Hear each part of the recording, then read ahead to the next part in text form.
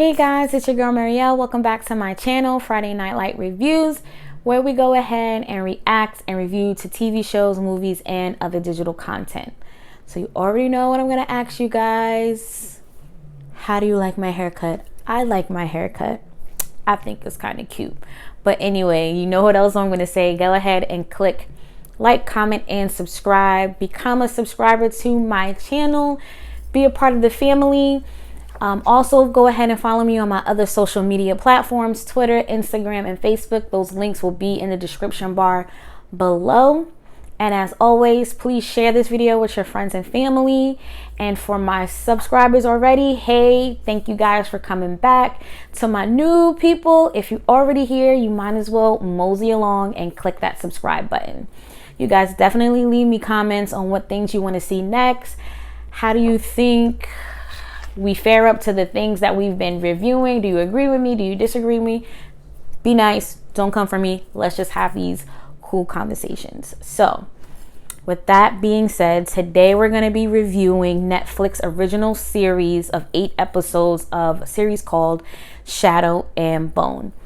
The show is a mix between a trilogy and an additional book called The Six of Crows, written by Lee Bardugo. I really hope I'm saying that name correctly. I do apologize if I am not.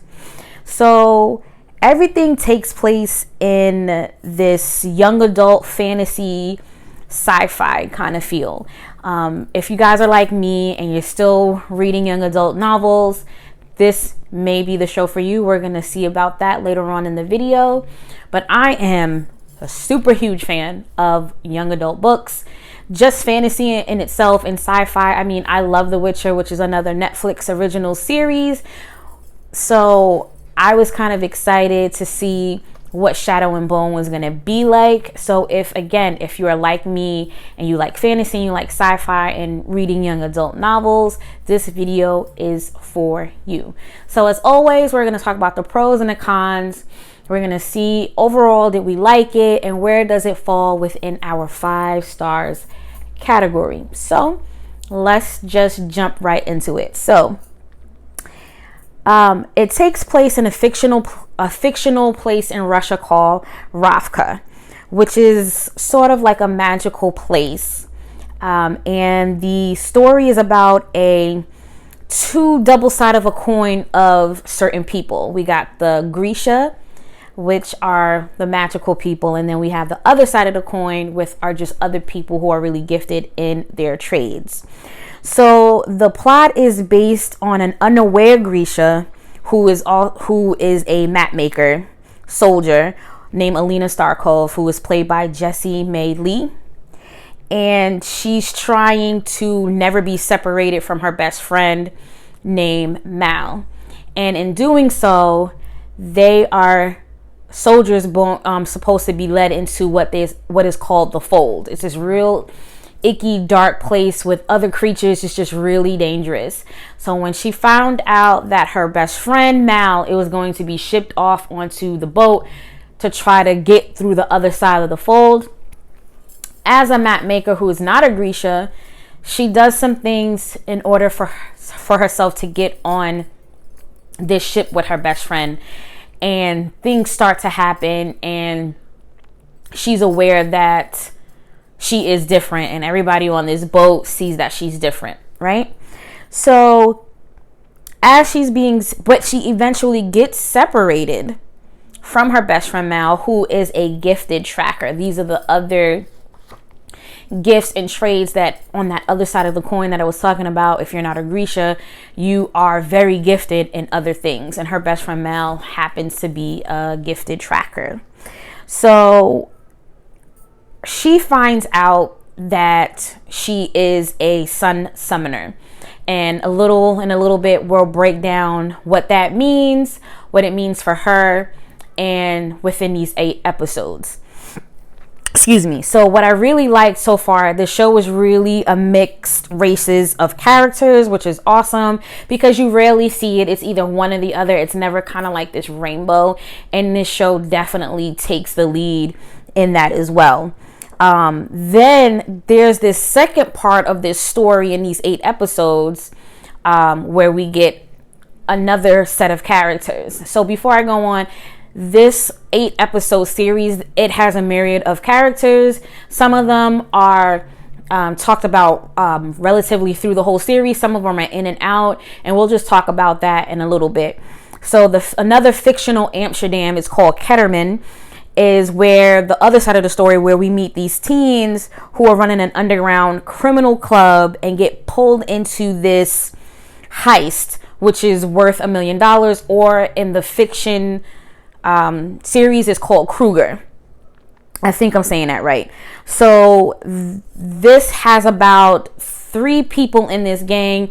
They give me a whole kind of Maverick kind of feel. I don't know if y'all have seen that movie, but that's what these characters give me. They give me that Maverick feel, which those 3 characters are named Kaz, Inej, and Jasper. Jasper has, over the course of these 8 episodes, has undoubtedly become my favorite character so far. So that's what that is. The show is very dark, it's very gloomy, but it's fantasy and it's sci-fi, so you really expect it to be that. There's another place called the Little Palace, and this is where the Grisha train, but also are kept by the king and queen for protection and for entertainment, as you know, as you see as each episode goes by. So I will say, within those 8 episodes, the first 4, you kind of trying to figure out what does it all mean, how is it all connected, and by the time we get to the last 4 episodes, episode 5, 6, 7, and 8, it kind of pulls it all together. So just keep in mind, you just got to stay with it. So let's talk about Alina Starkov. She's kind of like the reluctant hero. Like I said, she comes to this realization by trying to sacrifice herself for her friend Mal, that she has that she's always been a sun summoner. So because this being a young adult story, there's always a love triangle, and there's 2 love triangles, and then one undeveloped love story within all of these characters. So let's talk a little bit about the Grisha. So I know I said it's magic because that's just the way that I could describe it. But in the show, they don't consider themselves magical. They consider themselves doing what they call small science, right? So the Grisha has factions just like Divergent. It definitely gives you that feel. So it's split into 3 classes. There's the material Rauki, the corporal Rauki, and the ethereal Rauki, which is, they break them up into different powers. So within those 3, there are the Tailor, the Healer, the Heartrender, and the Inferni. So the Tailor would fall under the Earth Rauki, where they change how your face is. They can take away scars, basically face augmentation, body augmentation. And the Healer, we know it heals the body. And the Heartrender, that's also dealing with the body. And then we have the Inferni, where they have the small science of fire. So another character that is introduced by the 2nd episode is General Keurig, who is played by Ben Barnes, who is known for Chronicles of Narnia and other movies. His name is Alexander. So this is where that love triangle comes in between Alina, Alexander, and Mal. So that's the first love triangle. So this, trying not to make it a spoiler, these are just the things that are happening within this 8-episode series, right?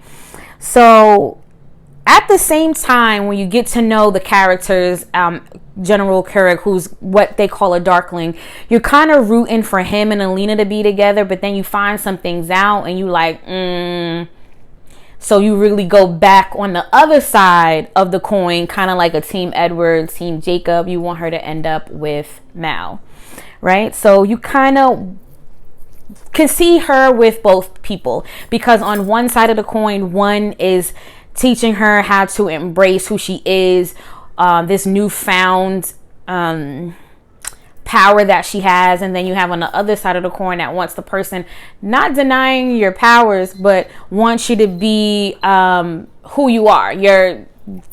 Just stay who you are and all of that jazz. So here we go into the second storyline with the gang, which are called the Crows. Like I said, with Inez, Cass, and Jasper. So there's a whole backstory with all these characters. We don't really get to see all the backstories right out the gate, but we do hear the backstory of Inez, and you know that there's a little, it may or may not be unrequited love with Inez and Cass, but we definitely know Jasper, he's just this charismatic, flamboyant person with the guns. He's really cool. That's why I said it reminded me of Maverick, but he's got some other things going on with him that I just haven't put my finger on it. So there's that. So I know that we talked about the Grisha, right? So basically, when I said it's two sides of the coin, every child gets tested to see if where they fall in these factions, right? So once you get tested, they'll tell you where you fall, if you're a healer or a heartrender or a tailor or inferni. Now, with Alina, she doesn't really fall under this where she gets tested as a child, because like I said in the beginning, she didn't want to be separated from her best friend. So that's pretty much what the Grisha are. So once you get found out if you are one or you're not, you get sent off to the little palace where you train under the generals and everything like that. And that's a little sus as you watch the show, each episode as it goes on. And then everybody else kind of becomes soldiers in the field, and they just play on their gifts, like Mal, who's a tracker. So it does touch on dark magic, as we see in Alina, who's trying to destroy the fold, which I said was this real gross, dark place with killer creatures grabbing you up and everything like that. And you definitely get this vibe of, you know, like we say the dark lanes, and then we have Alina, who's a sun summoner, which is that whole yin and yang. You know, if you, without light, you don't, you know, without dark, you don't have light. Without light, you don't have darkness. So there are some dark magic, or as the show calls it, small sciences. So with that being said, I really did like the show. Again, I'm a big fan of fantasy, science, thriller, science fiction, and young adult. So I definitely would say this is a worthy watch, especially if you're a fan of those two things. Well, three things: young adult, books, science, and fantasy. It's right up your alley. I'm really hoping that they come out with a season 2, because the third love triangle is with a Grisha and a Russian soldier, but they call it Freuden. I think I'm saying it right. And they're not supposed to go together. You know, Grisha in some ways are called witches, and he was always raised to know that they were bad. And then something starts to happen with the characters. Their name is Nina and Mateus. So I really like to see what happens with those two characters. Also, we see that Cass and Inez, they may be jumping off on something without giving anything away. I just really think that it's definitely worth a second season, and hopefully it is, because it is a trilogy. It would be kind of messed up by Netflix if they don't renew it, and we don't know what's going to happen. So this even has a potential of even having more seasons because of that second book I talked about, The Six of Crows. So you definitely, when you watch these 8 episode series, like I said, it is a slow to burn, but once you get there, you are going to enjoy the ride. And with Alina, she's kind of like that reluctant hero. You're like, girl, just grit down and bear it. You know this is who you are. This is what the universe is calling you to be. Just do what you need to do. Okay, shorty? But then you kind of understand where she lies in that. So I definitely think that it's a must watch. So out of 5 stars, I'm giving it a solid 4, mainly due to so many characters in this split story, but it does make you want to know what the story will be, and in that second season where they're going to start off and who story they're going to start off with. So I definitely think it's a worthy watch. You guys, it's a Netflix series. Like I said, it's 8 episodes. It's a worthy binge. I binge watched it. It's definitely worthy for that. Like I said, the only negative is a little bit slow to burn, but it does give you what you want at the end. So guys, I am at the end of my video, and as always, don't forget to like, comment, and subscribe. Tell me what you thought about the series. Who were you a fan of? What characters you really want to know about in this next season to come? Hopefully Netflix renews it. Don't forget to hit that notification bell so you will be notified when I upload more content. And be safe, be courageous, and I'll see you guys in the next one.